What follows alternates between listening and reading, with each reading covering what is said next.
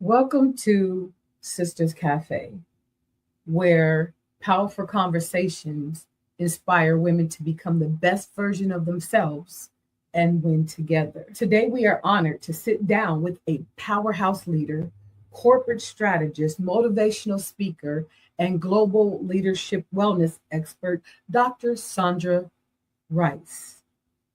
With more than 30 years in corporate leadership, Dr. Rice has helped organizations like the U.S. Department of Energy, the U.S. Postal Service, U.S. Army Corps of Engineers, TD Jakes Enterprise, and Fortune 100 companies navigate disruption, maximize results, and build resilient leaders. Today, we're talking about leadership, wellness, and winning in every season. Grab your cup, ladies, and meet me at the table.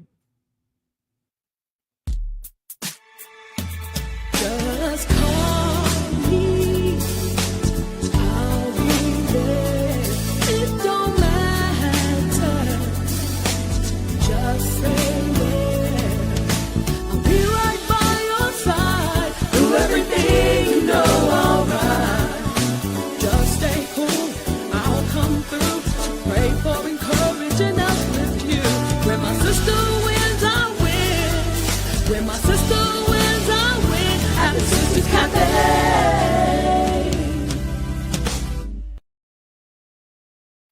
Hey, everybody. Welcome to this segment of Sisters Cafe. I'm your host, Gladys B, and we are here with an exciting guest. Women's History Month is the month of March, and so we like to highlight all the amazing, fantabulous women that the Lord has created here at Sisters Cafe. And this interview is no different. But before we start, make sure that you follow me on all these social media platforms. Make sure you like and follow the Sisters Cafe YouTube channel. Catch me every Wednesday at noon for Woman Crush Wednesday on Power Influence Radio, and every night on our own channel at Daily Faith Network. Y'all, we a whole channel on Daily Faith Network. If you haven't, go over to the website and check out everything we have going on. But right now, I am going to introduce you to my special guest here at the cafe, Dr. Sundra Ryce. Yay! Hi, how are you today? I am happy. How are you doing? I am doing super great. So the first and most important question at the cafe is, what's in your cup? Oh, what's in my cup, Miss Gladys, is delicious peach tea, my favorite. Ooh, With a peach little tea. bit, yes, with a little bit of honey, a little slice of lemon, and also a little dab of peppermint. Ooh, now that sounds like a good mixture. Speaking of peach, we stopped at Cracker Barrel and they have this new strawberry peach lemonade. And I'm not a lemonade fan, but I was a fan yesterday. I went through 3 glasses just like that. And then I said, just bring me some water. It was ridiculous. So I've read your bio. I've read up on you. I mean, wow is what I have to say about you, ma'am. Thank you. But this is the cafe, so we're transparent, we're real, we keep it real, even though that's more like a cliche, but we're transparent over here because the goal here is when my sister wins, I win. So before the titles and before the global speaking engagements, who is Sundra at the core? I love that because I am Sundra before anything else. Bottom line. And I love how you said earlier when we were talking, I am the woman who God made, who was born into this earth for such a time as this, to do my assignment in the commissioning of empowering and equipping high capacity individuals and leaders for what they are up to next, for self-actualization, for flourishing, human flourishing, and winning. And I love what you do about winning, because I mean, people know this about me. When I teach or when I'm working with organizations or high-level leaders, one of my most prominent statements is that when the tide rises, we all need to rise. All boats need to rise. And when that tide rises, and also the other part is win-win or no deal. So even when I, work with people or work with teams, work in organizations, work with individuals, it has to be a win-win or it's no deal for me. That's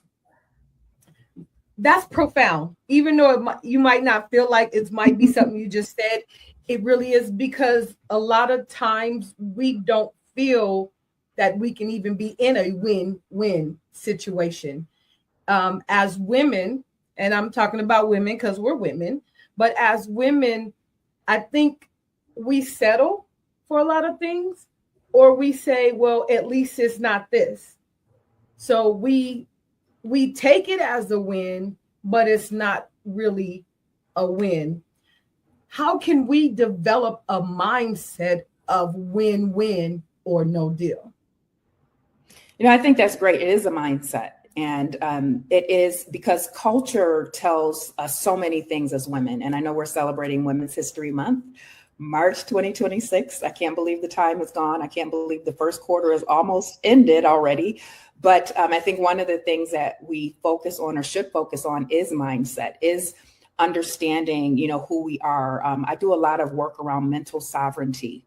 And that is really understanding who you are, the power of who you are, and the ability to speak what needs that you have so that you can make sure they're fulfilled. And I think that's very important when we're talking about winning, because we are the asset. We are the ones who are going to go into the world and do all of these amazing things. And, whether it's in education or entertainment or politics, whatever that looks like for us, or family, we are the ones who are going to make an indelible print on society. I agree with that 100%. If I can back up a little bit, what inspired your passion for leadership in the first place? Well, actually, I think my inspiration came from my parents, because my parents were both entrepreneurs.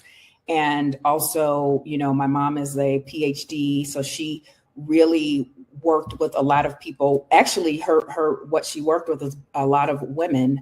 And she worked for Roswell Park, and she had a whole program around Black and Latino women and making sure that they were empowered in terms of, breast cancer, because that was really, really big. It's still big, but it was really, really big when she was coming. It was a need.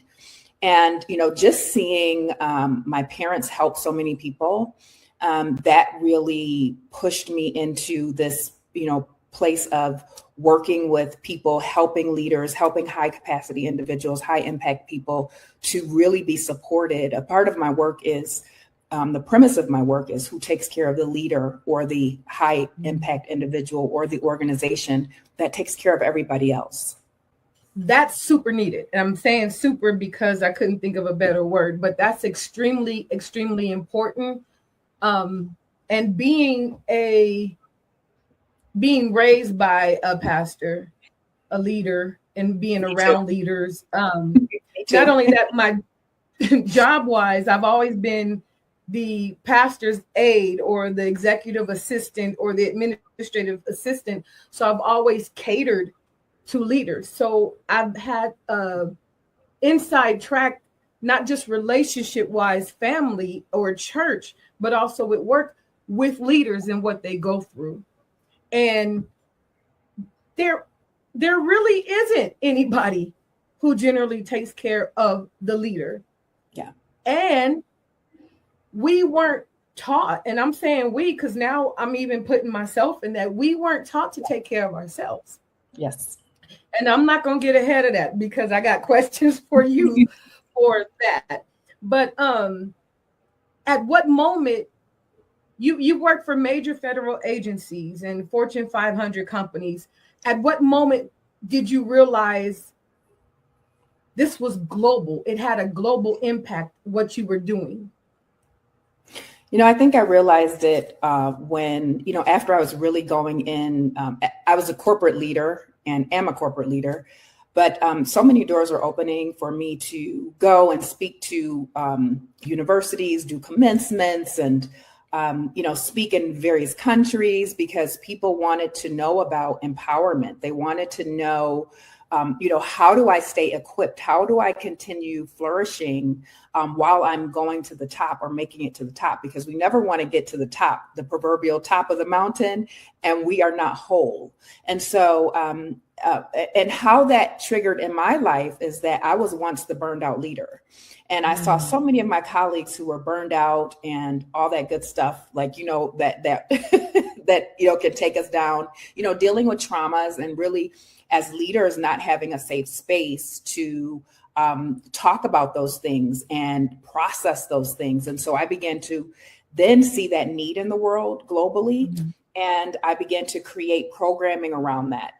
After I got my doctorate, which is in organizational leadership, one of the things that I focused on, even in my dissertation, is really about self-care for leaders. How and in what ways do we care for ourselves? Because that was not a big thing in academia and academic research. That was a missing piece. So when I did my dissertation, and the purpose of it is to add to the world, it really focused on leaders and how we can cultivate the extraordinary, and how we can care for ourselves, and how we can, make sure that while we're leading we're leading organizations and leading teams, that we are also healthy and we have a safe place. Okay. And then, so after 30 years, 29, 30 years of corporate leadership, what leadership lessons changed you the most? I think for me, it's really looking at, being self-aware and having emotional intelligence, because that is what we call the sine qua non of leadership, the essential ingredient. And so when I began to look at, how am I empathetic? What am I contributing to the world? How am I making an impact? I began to look at, I began to see my own leadership lessons, because, I could look at what have I done? What do I need to strategize to do so that I could continue making an impact on the world and impact on leaders, which is, my calling. And so I think one of my greatest leadership lessons was learning how my empathy and emotional intelligence, how my empathy could be a blind spot.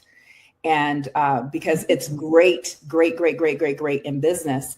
But as a leader, the person, like you talked about, the actual person, Sundra, that empathy got the best of me, because people prey on empathetic people, and they can be smart, wonderful, beautiful, gorgeous, but they prey on empathetic people because empathetic people are usually a stand. They're usually a stand. They're going to stand with you. They're going to make sure that you're, that you have what you need. They're going to make sure that you're supported. So it's really good to have an empathetic person in your life. Now, I have a leadership structure that I deal with, a theory that I've created, and it's really about, it's a 4-pillar system about leadership. And the first pillar is the leader, the person.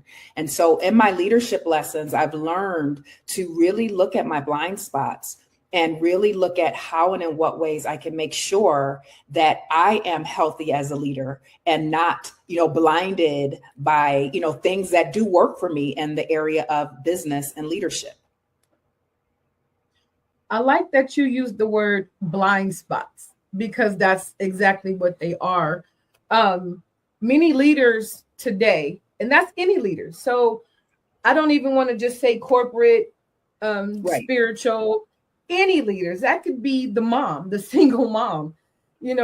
Leaders in general are highly successful, but extremely exhausted. Yes. Why is leadership wellness becoming, and I don't want to say becoming because it's been around. We've seen people, I hate to say it that way, but we've seen people take their lives due to stress, or not taking care of themselves, or they don't see another way out. And the only thought that they had for relief is death. And that's scary. Every Wednesday, we celebrate her. Powerful women, real stories, major inspiration. Don't miss Woman Crush Wednesday at Sisters Cafe. Squad called, they need this. Cafe swag. Grab some for you and your bestie, because when your sister wins, you win. Grab the swag at sisterscafeinc.com. Why is wellness for leadership becoming so critical right now? You know, it's becoming critical. I actually started this work about 12 years ago. And when I started and working on this dissertation and doing research about this, one of the things that I realized, I was actually, I think, before my time, because just a few years later, we hit COVID. And what happened during that time is it changed the world. It changed the world view about people caring for themselves, people, you know, within their organizations, quality of life. It actually became what we call the Great Resignation. People were really resigned. They were like, well, let me take a step back. Let me look at, Right. you know, really, what am I giving to my job now? Or what am I giving to other people now? And so people started showing up really resigned. And with that, I think the great thing about that is people began really showing up in this last 5 years, looking at how and in what ways can I make sure that I am healthy, that I am well, and that I have longevity and stability. So I think that the timing of what's happening, and then what's happening in the world globally, in economics and politics, though all of those things are, you know, mind bearing on people these days, with their families, with their, you know, 401ks and all of, you know, everything that can be shaken and affected, with the wars that are going on and different things. So, you know, one of the things that is truly key is making sure that we are, you know, whole, that we are well. And so leadership wellness has become a critical point in most people's lives at this point. And like you said, I love that. So I talk a lot around leaders, but I believe what you believe. Leaders are leaders. They are people who are called to lead something. So it may not be in corporations, because I deal with, faith-based leaders, corporate leaders, people who are leading on an individual basis because they have their own businesses, families, entrepreneurship, family businesses. So leaders are leaders. And so right now, there is a big push and a big platform for wellness and well-being and self-care for, people who are, again, up to some big things in life. What are, for those who may not know that are listening, and for the people who are listening, if you know a leader, you know somebody, share and tag them right now. Share this with them, because this is important. This is important. And this is why we have the expert on here in the first place, so she can help us all. But what are the warning signs of leadership burnout? And before you answer, I'm going to go ahead and put myself out there, because we at the cafe, it's what I do. We, and I'm saying we as women now, and leaders, and single moms, and business owners, and wives, we tend to shake off a lot of what our body is telling us. If we're hurting, we'll ignore it because, the kids have A, B, and C. If something doesn't feel right, we'll shake it off because, we have to get to work, or we have a client at 12 o'clock. Yeah. What does burnout look like? Well, it's funny you asked. So I know a lot about burnout because, as I told you, I was once the burned out leader. And then I really help a lot of organizations and people deal with how to prevent burnout and how do we include well-being in our lifestyles and in our work life. So one of the things that you will see is exhaustion. When I did my original dissertation, I did a study on burnout. So it was leadership burnout. It was, people burnout, and small businesses, businesses under 25 million was my target, but you can replicate the study to any population. You know, when you're in graduate school, you just have to graduate, as you know, because I know you're in graduate school now too. You just have to graduate. You have to, as one of my professors said, just make sure it's a good dissertation and it's a done dissertation. Okay, you save the world later. Right. So I agree. Yeah, and I know you know that from your journey, and congratulations, by the way, on your new degree. But it's chronic. It could be physical exhaustion, and I want to say this, emotional exhaustion, because a lot of times we're dealing with other people's traumas, not just our own. So it doubles down on our trauma. So, you know, from a psychology point of view, you are, you have a double whammy there. It's also reduced performance. So you'll notice that your performance is changing, like because you're tired. Sometimes it's just that you're tired and you need to sleep. You need to rest. You need a mental break. You need to break away from whatever stressors are causing you this mental exhaustion. And again, like I said, so many things are going on in the world right now. So there's so many hits that we get, as people who are working and doing high impact things. There are so many hits that we get on a daily basis, on a weekly basis. And then the other thing is cynicism. And you can see that when I just talked about like what happened in COVID, there was what we call the Great Resignation. That's where a lot of people got really cynical. They were really resigned. They were really like, I'm stuck in a place here, and I'm not going to move forward because something's wrong and we need to get it right. So there's a lot of cynicism that shows up when you are dealing with symptoms of burnout. It's just like sometimes it's like you're neither here nor there, because when you're in burnout, you're also in transition. So it's about managing how and in what ways do we effectively manage transition so that, again, we can be healthy and whole, and we can be well and flourish while we're moving to the top. And one more thing, I'm doing a study now with Pepperdine University, a new study on human flourishing and quality of life for leaders. And I'm so excited about this study because I think that's another missing piece in where we are in this world today. How do we now maintain a great quality of life, and what does that look like, and how do we really embrace human flourishing and moving to actualization as we are on this journey? Because it's a journey, Gladys. This is a journey. It's every day. It's like you're getting ready to do something big. I won't say what it is, but it's something else. Every day is something else. It's something else that comes. You finish one thing, and then there's the other thing that comes right on the heels of that. You know what I'm saying? Yeah. Yes. Is that good or bad? That something comes right on the heels of something else? Like, is that what you're saying? I guess what I'm asking is, I'm one of those people who feel like I always got to be doing something. And before I'm done with one thing, I'm already on to the next. And I don't think, let me not say I don't think, I don't give myself time to rest in it, to be still in it, to sit in it. Mm-hmm. It's almost like, okay, that's done. What's next? I'm sitting in this graduation thinking about the test I need to take, and I'm like, I kept telling myself, Gladys, be here, be in this moment. And I did eventually get in it. Yeah. And I'm like, wow, because after I sat there for a minute, I'm like, I'm here. I'm here. And as I was telling you before, I'm big on telling people to keep going. You're not too old.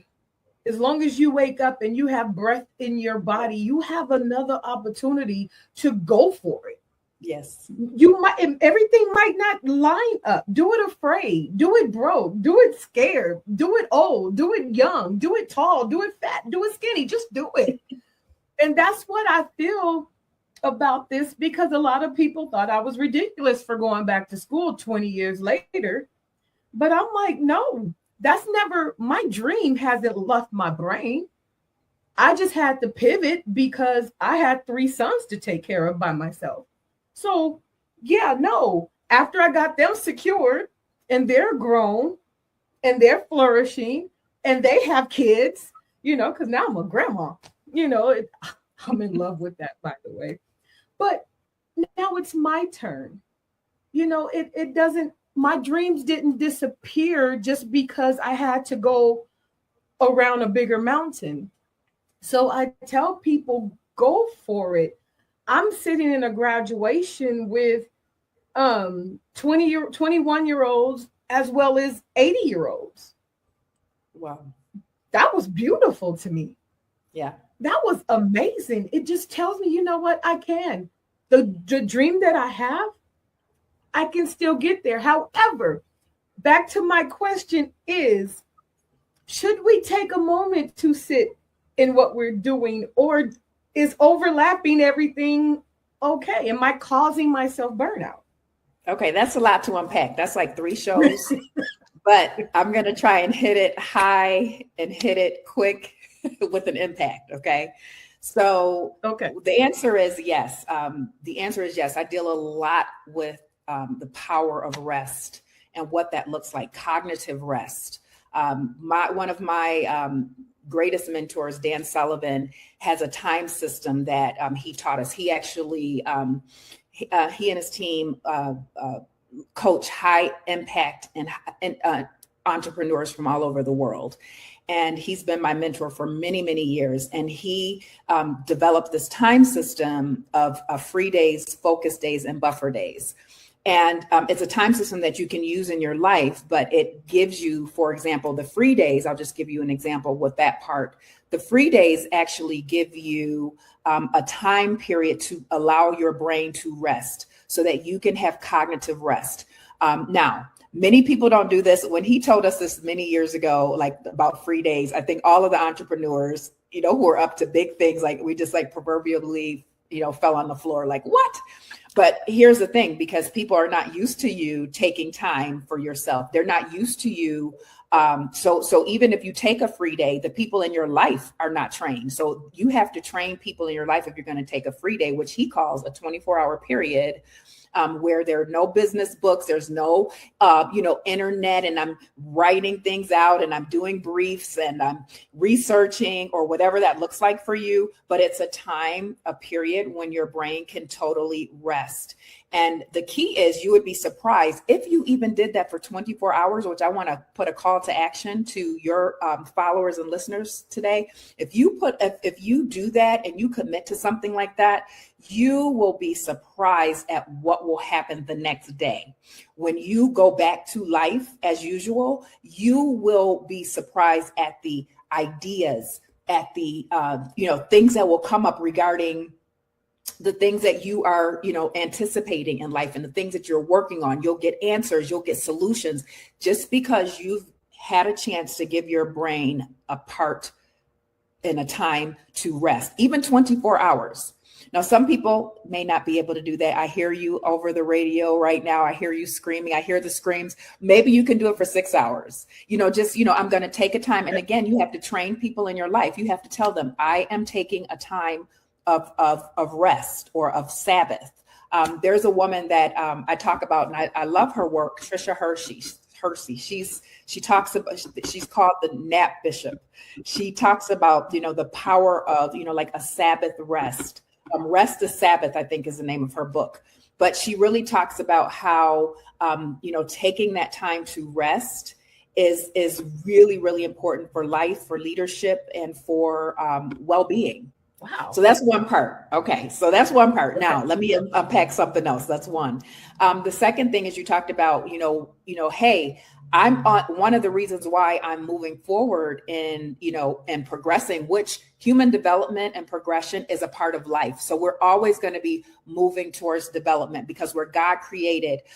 We're God inspired. And a lot of times God gives us dreams when we are very, very young. He gives us dreams. So I often ask people now, when I talk about like engineering the incredible and helping them engineer the incredible in their lives, what was or is your God-sized dream, or that seismic dream that you had? Because when you have a dream, it is meant to happen. And that's why I love what you said. And sometimes it may be 20 years from the date, or 30 years. And that's actually not uncommon, because a lot of times a God-sized dream or a seismic dream is usually 20 to 25 years in the making. Because there's so many things that go into it. And people don't teach us that. We get like these dreams, and we get, like in ministry, and you get like a prophetic word, and you like, oh, it's going to happen today. And no, that can happen 25 years later, because there's so many things that are going to be involved, because it's such a seismic dream. So I think we need to pay attention to and still honor what we have, the dreams and the visions that we have when we are young. And because we're still working on those things. So yes, we need rest, but yes, we still need to honor where we are in terms of, bringing that dream into the earth. Your squad called, they need this cafe swag. Grab the gear for you and your bestie, because when your sister wins, you win. Visit sisterscafeinc.com and rep the vibe everywhere. When was the last time you recognized yourself? I lost myself trying to be everything for everyone. This book helps you discover who you are always meant to be. Available now. Trip, plan your fun, or start your travel business. G-Class Travel does it all. Girls' trips, retreats, getaways, conferences. Let us handle the details while you enjoy the journey. I think you kind of answered the question I'm going to ask you next. Okay. But what are 3 habits that leaders should adopt immediately to improve performance and well-being? And like I said, I think you just answered that with Mr. Sullivan's, was it free day, focus day? Focus days and buffer days. So focus days are when you are focused on your work. This is only work. This is not buffer. A buffer day is when you're answering calls, answering emails, those things that take your mind away from, bringing in bottom line results and bringing in bottom line profitability. So your focus days are only when you're dealing with, other leaders, other decision makers. And that's a key in Dan Sullivan's work too, when you're having this, type of time system, or you're implementing this type of time system, you want to make sure that when you're dealing on your focus days, that you're not dealing with the person at I'm just going to say it like this, the bottom of the totem pole, but that you're dealing with decision makers, so that you can get decisions and you can move and you can stay focused and you can stay, on your journey for whatever that time is. And then again, the buffer days are when what we call clean up messes, answer emails, get back to people. And, the stuff you don't need to really think about, but you need to handle. So free days, focus days, and buffer days are part of Dan Sullivan's time system that I love and I use. I've been using it for years. And it really, really works. So I think that's one thing that you can do. The one thing is have some sort of time system, whether it's Dan Sullivan's time system or something that you've seen or you've been able to garner through your work or professionalism. The second thing I think, in terms of, making sure that you're healthy, that is taking that cognitive rest. Because that's going to lead to your mental sovereignty. When you're, I have this quote that I talk about, and I love this. And when people again are engineering the incredible, which is what I'm up to helping people do. One of the things that Vince Lombardi said, he's a great football coach, is he said, fatigue, will make fools of us all. It's like. Wow. I'll say it like this. One of my mentors says, when you're tired, everybody is stupid, So fatigue will make cowards of us all, is what, he said. And he would teach, Vince Lombardi would teach his players that, make sure you get the rest, make sure you get to eat. I know when I have some friends or, we're all grown up now, but who are in the NFL, actually playing in the NFL. And I remember they would actually have, before game days, they would not just be out partying. They are in a hotel. They have certain foods that they're eating. Those coaches are keeping those players together because they got to make sure they're not out all night partying, because they got to deliver when they get on that field. And so it's that same concept, and then the third thing I would say, when you are engineering the incredible and you are, up to big things, to make sure that you have, a place like you understand who you are. I think a lot of times, like you said, we skip over ourselves, and you have to know who you are, why you are here, what you need, and also make sure there are provisions for what you need. One of the concepts theories that I look at and I teach on a lot is Maslow's hierarchy of needs. And so there are certain basic needs that we need as individuals. There are also certain, psychological needs, things that our minds need. And then there's that, push to actualization. So I think understanding your needs and saying yes to making sure you have self-care around you and you are cared for, whatever that looks like, because, if you're not there, how can anybody else be there? You are the greatest asset. Absolutely. Absolutely. When you just said that, I thought about, so I wrote the best version of me a couple years ago, and that's all it's about, being my best self. No longer people pleasing, no longer putting other people's needs before our own, because I was really bad at that. And I had to ask myself, why is what they need more important than what I need? Why? And at the end of the day, nobody is guaranteed to be with you other than you for the remainder of your life. Nobody's guaranteed. My kids aren't even guaranteed to be there, but I'm going to be with me everywhere I go. So why don't I take care of me? Why not make me smile? Why not make me happy? I spent a lot of years making other people happy, and then I go home and cry. And after a little bit about on 40, I think 40 on the nose, when I hit 40, I'm like, I'm not doing this anymore. Because after you pleased everyone, and then you're not pleasing them anymore, now they talk about you. So what was all that for? So I had to learn that being my best self and self-care was necessary. It wasn't selfish. Not selfish. I wasn't going to the doctor because I used all my sick days to make sure my children went to the doctor. So now at 40, when I decide, let's take care of me, I have some irreversible things I can't do.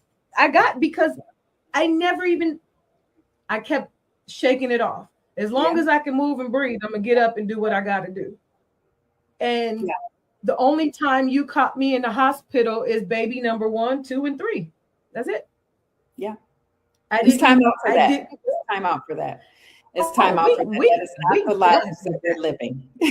Those are not the lives that we're living anymore. No. And that is a part of culture, and culturally how, some of us grew up where we, have that burden of caring for people or taking care of people. But one of the things, that I like to talk about is I fly a lot. I travel a lot. And so, what they say on the plane is put your mask on first if something happens to this plane before you help anybody else. Okay. And they say that for a reason, because they know that in 15 seconds, if you don't put your mask on first and you're trying to help your child or your neighbor and you don't have a mask on, within 15 seconds, you'll both be unconscious if that cabin loses pressure. So I think that's a great metaphor to look at. Put your mask on first. And then I think biblically, because that's important, I like to look at biblical concepts as well. One of the things that the Bible talks about is, one of the greatest commandments is that you love your neighbor as yourself. But if you do not love yourself, or you are not clear on how you love yourself or taking care of yourself, how in the world will you be able to take care of your neighbor or your community? So there is a clear emphasis of taking care of yourself and self-care and the importance of that. And one more thing, I love what you said about you did this, this master work around you. A lot of people don't do that, even in leadership. One of my global coaching program right now, I do a 12-month global coaching program. And the cohort, one of their first assignments was create a you psychology and also a you philosophy. And these are high level leaders. They had so many issues. I was getting emails. What do you mean exactly? Because it's very confronting to look at yourself, right? And really create how do I think? How do I behave? how and in what ways do I operate in life? How do I show up for people and for myself? And so, that's one of the assignments, to create a you psychology and also a you philosophy. And with that, we look at what is your genius? Because again, you're doing all these amazing things and you're doing in the world and you don't even realize it. And I think that's sad. When my last baby graduated, I moved away. And my mentor says, okay, now that that's over, kids are grown and you don't have them anymore. Give me a list of 10 things you want to do for you. And I was like, that's easy. And I got to writing and I sent it. He was like, no, think about it for a minute. Okay. So I wrote him again. And so we got on the phone and he said, not one of these things are for you. Wow. And I'm like, of course it is. I want to do this. And everything, even though it was my idea and something I wanted to do, the bottom line was generally for somebody else, mainly the children. And he said, I don't want none of that. Yes. What do you want for you? And do you know I was unable to do that? I think it was Steve Harvey that said, write down 300 things you want just for yourself. And I'm like, that's easy. I want a lot of stuff. And I start to write things. I think I got to like 20 and I was done. That's aggressive. I couldn't imagine wanting certain things. By the time I got to 20, I felt, oh my God, that's so selfish. Oh my gosh, how dare you want that? And why? Yes. I think you're secretively in my course, and you didn't know, because the other major assignment that I do in the beginning of the work is tell the truth about what you want, because a lot of us lie. We lie. We say, like you said, what is it that you really want? And that's extremely confronting. It's extremely confronting to say, listen, this is what I really want. And so that's another question that we really look at. And, as a, person who is moving into, bigger territories, let's tell the truth about what you want. Let's not hide it, because the more you hide it, you're not going to get the support you need, because actually we don't do anything alone. Like you say, we all rise together. When you win, I win. So like even in my journey, I don't do my journey alone. There are several people who work with me, who assist me, who co-labor with me, who partner with me on my journey to deliver, what I deliver for leaders and high impact individuals. So, I think it's important to look at that as well. We don't get awards for burnout. It's almost like we're trying to do so much, like we're going to get an award for who does the most. And I'm like, you don't get an award for that. That's not a reward at all. That's hospitalization. That's can't think straight. That's my body hurts. My appetite is gone. I'm irritable. I'm going to just knock my kids around. I'm just, you know what I mean? It's not a reward.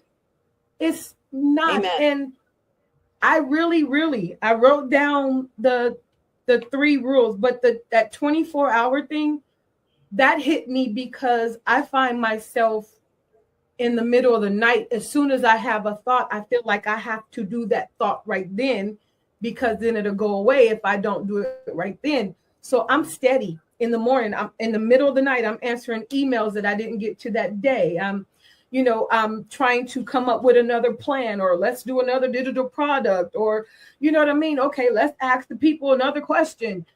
And it's like, it never turns off. Even if I say, you know what, I'm going to just sit here and watch this movie. My phone is going off. My watch is going off. I got my iPad going off. You know what I mean? I'm still me and Chat GPT. I'm going to just put in Chat GPT and put it down. You know what I mean? And it's steady. Yeah. I'm not resting. Yeah. And do you know people can find us everywhere? They can find us everywhere and will. and there are certain people, again, who prey on people they know are a stand for them and who are empathetic and who will show up no matter what. There are people who will take advantage of that. That's why I said I have to watch my blind spot. And I think what you're talking about too is we're conditioned to do a lot of those things. We're conditioned to always work, and because life is different than it used to be 30 years ago, 40 years ago, when it was straight like 9 to 5, and you worked for this big company for 30 years. It's not like that anymore. So people are a lot of times making their own way. They are being innovative, and they're creating businesses, and they have lots of responsibilities, lots of glass balls that they're juggling. But the key is with that conditioning now, what are the tools that you can implement to make sure you have cognitive rest? Because rest, and I tell leaders this all the time, and people who are, again, doing great things in the world, rest is not like, it's not a, what do we say? Like, oh, this is a reward. No, it's a part of your leadership structure. It's a part of your individual structure. It has to be. And although it's not easy to rest, you have to build that in. You have to put the tools in there to make sure that you are getting that, because it is a part of your structure. It is a part of the structure of you being able to be successful and progressive. So you got to turn the phone off at times. You got to, just do a mental hiatus. You have to train people, though. You have to train people. I have one of my staff who, she's really good about this. Like at 6 o'clock, she's off, and she will tell you, like, I get put to the side, honey. At 6 o'clock, I'm done. But I love that she does that, because, she is really protective of her time. She gives, but she actually builds in her time system. This is going to be time for my family, for my husband, for everything that I need to get done, personally, to feed myself, to replenish myself, and whatever that looks like. And so that's just an idea of, something that, someone else does, but you can implement those types of things. And another thing about middle of the night, because a lot of times, like you said, our minds go. One of the things that, is something that I have to live by too, because I can be like that too, Gladys. I'm like, I got to do it. I have to, move. But when I get ideas, say it's in the middle of the night, one of the things I do is I know that my mind is not meant for memory. Pen and paper is. So I will keep a journal by my bed. And if I do get something that is major, I will just take a second and write it down, because you're right. You're scared. I won't remember this. But if you, throughout the day or whatever, however that's happening, if you're focused on one thing and you're getting these ideas, you don't have to switch and, let me do this. Write it down, have a system. It's all about systems. I'm an engineer by background. And so everything is about systems, and engineering the incredible is about systems. Tip number 6 for week number 6 is create boundaries. We are such in the people pleasing mode that we don't know how to create boundaries, not understanding that boundaries equal peace. Believe it. Boundaries equal peace. Create your boundaries. Whatever that looks like for you, it's your boundary, and that's okay. They will either respect it or they don't. So often we get frustrated and we're mad, we're upset, and we're exhausted, but we don't create boundaries to eliminate that. Understand that boundaries equal peace. And whatever boundaries you create, follow those boundaries as well. Because if I don't want you to call me after 5 p.m., I'm not going to call you after 5 p.m. But we must create boundaries. We live in a world that anybody and everybody can find us and contact us at any time. There's no shutdown, there's no stop, there's no quiet, there's no peace. We always on Facebook, we can't put down our phones, and we don't create boundaries because we allow everybody in, not just through the phone, but Facebook. We are allowing a lot of people in our personal lives just through posting. How many times, I know this is funny to me, but when somebody posts, please pray for me, don't ask, just pray for me. And the first thing people want to know is, well, what's going on? Well, what's wrong? Now you're the topic of conversation because you asked for prayer, and it shouldn't be that. We should be a people who can just pray whether we know what's going on or not. Me personally, I don't want to know. Is that bad? I don't know if it's bad, but I don't want to know. I'd rather tell God to allow his will to be done. Let your will be done in this situation, whatever it may be. Because sometimes we tend to take on certain baggage that doesn't belong to us. And that's a whole nother tip, real talk. Do not take on other people's baggage. Let's be careful not to do that, because even then we're not creating boundaries for ourselves. People that we talk to, people that we're around, we allow their stuff to come into our lives and our headspace and our mental, and that's not creating a boundary. If people are used to tugging on you, because we're used to that.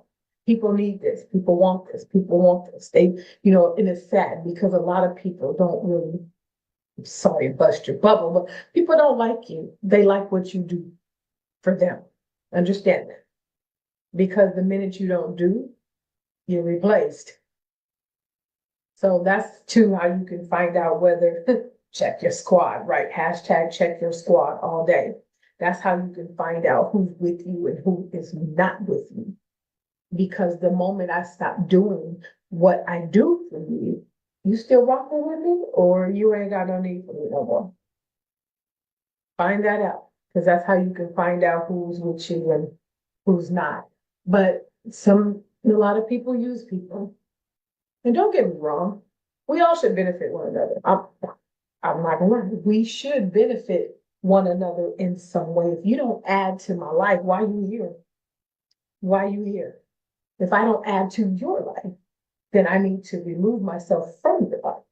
I want to add. I want to be complementary to you in whatever relationship we have. If that's work, if that's church, if that's marriage, if that's friendship, whatever it may be, it should benefit.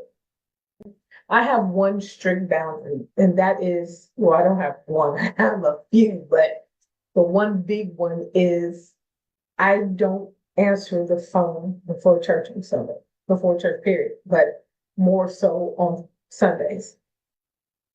A lot of times on my drive to church, I'm not going to answer the phone. I'm not. I am on my way to see the King. I am on my way to see the King, and I ain't feeling all that right now. I don't need to be upset. If it can be hold on till I get out of church, and then we'll talk about it. But I'm not going into church with my own stuff and then with your stuff as well. I don't need you to take me to a whole different mental space because of what you got going on right then. So we must create boundaries. We must create boundaries. And that way it keeps peace within you. And I'm glad you brought that up, because that was my next topic, because I've talked your ear off and I only got a few more minutes, but can you please tell us about engineering the incredible? Absolutely. Engineering the incredible is a concept that I use around my work with amazing people and amazing organizations. And it's really looking at, different systems of how we can be successful in life, in business, and family, and what we're up to as whole people. Engineering the incredible is about human flourishing. It's about being able to stabilize and have stability as you are growing, developing, and evolving, because we will always be doing that as human beings. We will always be growing. We will always be developing. We will always be evolving. Just look at the world. The world is always growing. The world is always developing. The world is always evolving. So it's really putting systems around you and around your teams and in your organization to make sure that you are healthy, that you are wealthy, that you are wise, and that you have a great quality of life at the end of the day and beginning of the day. How is it that we can register or be a part or learn the things that you're teaching us today? Is, first of all, it's amazing. I've written so many things down. I was trying not to look down, but I had to, because I'm like, I had to write it so I wouldn't forget it. But how do we stay connected so that we can learn what you have to give us? How can we register for your program? Absolutely. So I have a few different programs coming up. I have a program coming up in Los Angeles April 25th, 24th and 25th. And it is in conjunction and in collaboration with my partnership with Pepperdine University. And we together do a leadership certificate development program. And it is a program about leadership mastery and well-being, personally, professionally, with your team. So this is a place where you can come individually, you can send your teams, and we are coming together for 2 days. It's a 2-day certificate program. So you actually receive a certificate from Pepperdine University after you come to our course, and you're there for the 2 days. It goes by very fast, but it is absolutely amazing. It is a safe place for people to come. It is a place of healing. It's a place of, academic push. It's a place of empowerment. So that's coming up, and you can register. You can go to my website, www.drsundra.com, and that's SUNDRA.com. You can also go on our social media. It's Dr. Sundra Ryce. And you can see, you can click on, because we have different postings, so you can, find where we are, what we're doing. I also have a global group coaching program that I do. We meet once a month, and this is virtual. The California course is in person, so it's 2 days. So you got to fly to Los Angeles, but it's fabulous and it's wonderful. And again, you're in a great cohort and community of practice. But we also have a virtual program, and you can find out about that because we're still taking registration for that. We have a great cohort of leaders, and again, we meet once a month, and it's about leadership mastery and well-being for ourselves and for what we're up to in life. So you can also register for that program at www.drsundra.com. And then we'll be having more master classes coming up over the next few months, and just ways for you to actually get information and more information about engineering the incredible for your incredible life. Actually, I will be in LA the 24th through the 27th, I think. So we're going to have to talk, because I'm going to have to get connected to you. I mean, although I have another engagement for those 3 days, but something's got to happen. I would really, really, really behoove the audience to register. Especially if you resonate with what you've heard today or some of the issues I'm having, I need to register myself. But this is important, and this is needed in the world. So one, thank you for seeing something that needed to be taken care of and taking care of that. I know it's still work. Things don't happen overnight, so people need to understand that. It's not going to happen overnight, people, but it will happen if you keep at it. You said, put yourself in the place of maximum potential. Set up environments to win. One of the things we are doing at this conference is teaching and showing everybody how to win in every portion and part of their life. How do we set up environments to win? How can we do that? Well, first of all, they can do that by going to conferences like yours and like mine, and perhaps bringing me in to speak to your organization. That's another thing. I work with organizations as a consultant and an advisor. So if you know that your team needs work, actually make the investment because there's truly an ROI. And another thing about our work is we're when you look at education programs that these are also often write-offs for the company as well as the individual, because they go under the IRS, what we call 5250. Did I say it? 5250? 5250 program. So that's the thing. Really look at investing in yourself and in your teams and in your organization. You know why? Because it's a worthy work, and you are a worthy work. What would you say to the women listening today who knows that she is capable of more, but is afraid to step into leadership? I would say what you just said, do it afraid. God didn't give you this idea. He didn't give you the support system, because what I know is that wherever God guides us, the provision is always there. So a lot of times what we need to do is get over ourselves, get over our fear and our pride, and look at how and in what ways will we make this happen. And I will tell you, I tell people this all the time, people are generous, and we're supposed to be doing things together. So a lot of times it's just like, you got to do what the Bible says, ask, and you will receive it. Ask and believe, and you will receive it. So I would say one of my favorite motivational quotes, and some of you have heard this before, is What would you attempt to do if you knew that you could not fail? You have to have a winning mindset. And when you have that winning mindset, failure is not an option. Not that it won't happen. You'll learn from things that you fall behind in, but let's look at that mindset of what would I attempt to do if I knew, ultimately I'm not going to fail, because ultimately I'm going to step into everything I'm supposed to step into and deliver it to this world so that it could be a better place. And I like what you said, which is one of the big things I say is, and I didn't know it before, but I know now, is you have to invest in yourself. Absolutely. You have to. We will spend hundreds and hundreds on bundles of hair, but will not go I to didn't college. expect you to say that. I thought you were going to say something. We do. That's a good one. I think that's why the work that we do is so important, Gladys, helping people win, helping sisters win, because actually this next 10 years is really set up to be the year for the Black and brown woman, to be more self-aware, to have more credibility.